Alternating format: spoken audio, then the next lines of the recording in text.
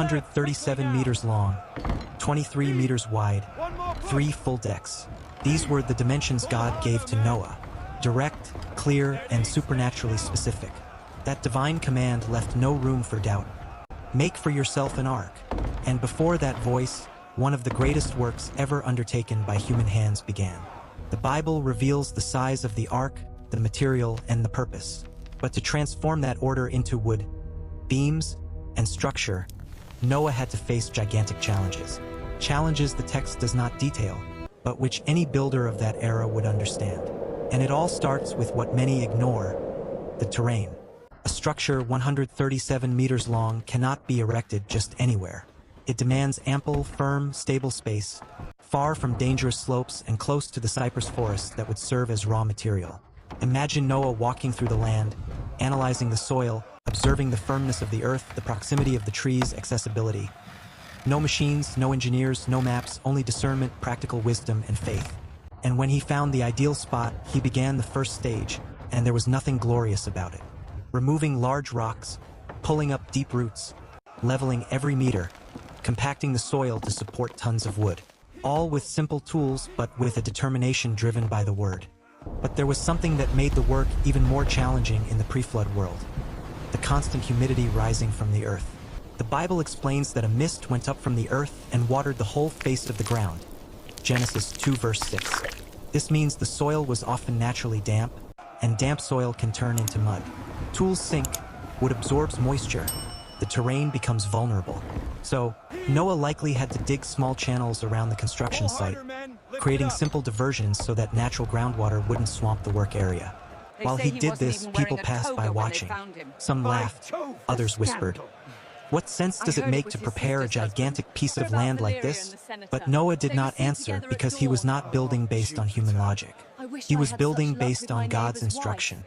And when finally the ground was firm, flat, and dry enough, a new challenge rose before him: collecting wood for a colossal structure. The Bible says, "Make the ark of gopher, cypress, wood." And cypress trees were not small trunks. They were huge, resistant, heavy trees, ideal for a work of that magnitude. Felling such a tree with rudimentary tools could only be done with strength, patience, and persistence. Felling hundreds was a process requiring daily discipline. Blow after blow, trunk after trunk, Noah and his sons worked until the crash of the falling tree echoed through the forest. But the work didn't end there. Moving a giant trunk to the site required technique. No wheels, not enough animals, no machines. The solution was the same used by ancient peoples: wooden rollers. Smaller logs were placed under the larger trunk. With ropes and levers, they pulled slowly, moving tons of wood a few meters at a time. As the trunk advanced, the rollers from the back were moved to the front. Slow, tiring, risky. But every trunk transported was one step further in building what God had commanded.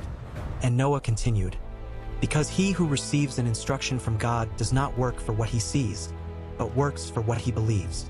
And while all this was happening, the surrounding residents saw that unusual movement: men transporting huge trunks toward a vast plot of land. It was natural that many mocked, others doubted, but nothing stopped Noah, because he did not work motivated by human eyes, but by the instruction coming from God. As the wood accumulated on the site, the time came to start the most complex part of the entire work. Not just cutting and transporting, but erecting a colossal structure that would need to stand firm during the greatest storm in human history.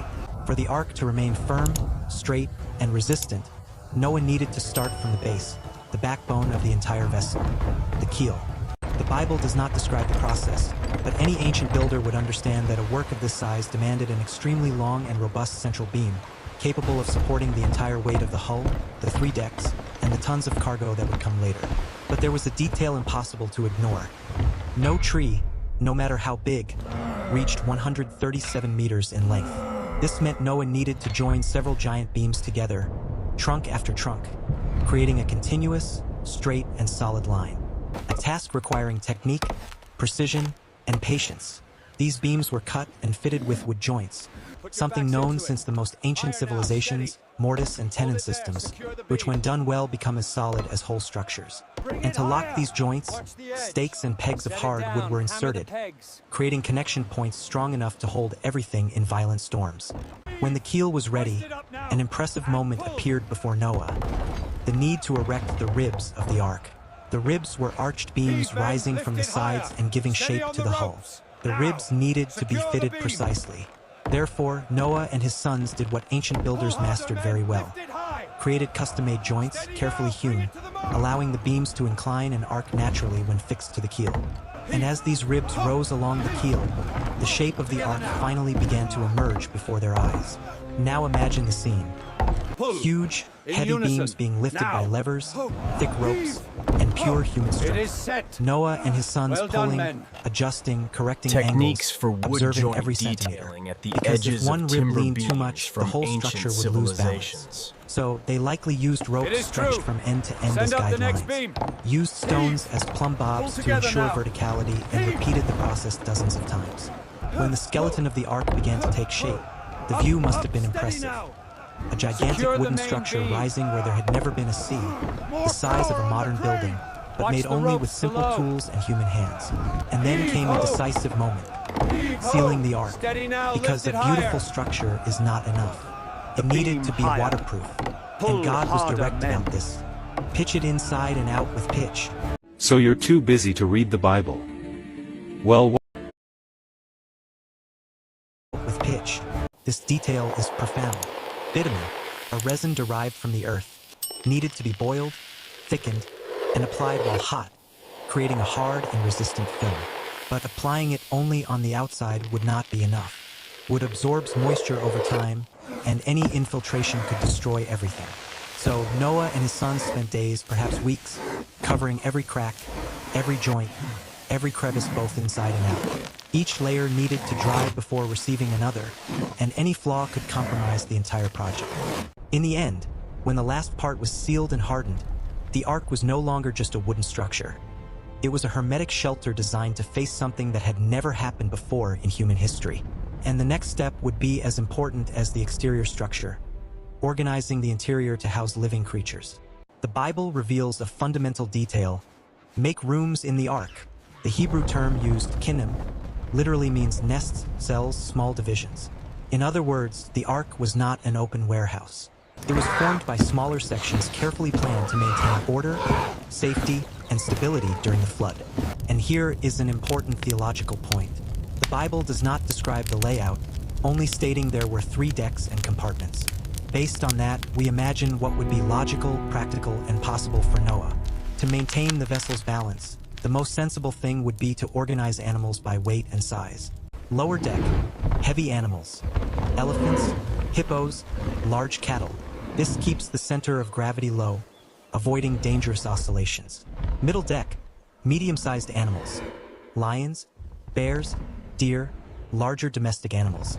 Upper deck, birds and smaller, lighter animals, having less impact on balance and being closer to ventilation. This division does not contradict the Bible and is completely consistent with such a large structure. The compartments were essential. Without them, predators could attack prey, animals could get injured. There would be total chaos inside. Disease would spread rapidly. So Noah likely built simple but strong internal walls to keep each species in its space. Ventilation. The Bible mentions, "You shall make a window for the ark, and you shall finish it to a cubit from above." This indicates a type of long continuous window below the roof line. But to ventilate 3 whole decks, Noah likely made small protected side openings, external overhangs preventing water entry, and internal corridors for air circulation, all within the logic of the pre-flood environment. Food. A year of food for all creatures meant a huge amount of supplies. The Bible says, "Take for yourself of all food that is eaten, for you and for them." This included hay, grain, dried fruit, roots, water stored in jars and vessels. Therefore, entire areas inside the ark needed to be dedicated solely to food storage, organized and protected from humidity. The ark was more than a ship. It was a floating city with complete logistics. Waste disposal also had plausible possibilities. Slightly sloped floors, simple drainage channels, small side holes just to drain liquids. And when every space, every partition, every corridor was ready, Noah realized the work was reaching the most critical point of all. The door. A gigantic opening, large enough to allow animals of all sizes to enter, yet strong enough not to compromise the whole structure. The door would be the ark's most vulnerable point and also the most symbolic, because the Bible says something extraordinary. The The Lord shut him in, man built, but God sealed. It To prevent the holds. huge opening from weakening The the Lord's structure, design Noah is likely sound. installed thick beams around the frame, diagonal bracing, deep and strong joints, and high-strength wood at the edges.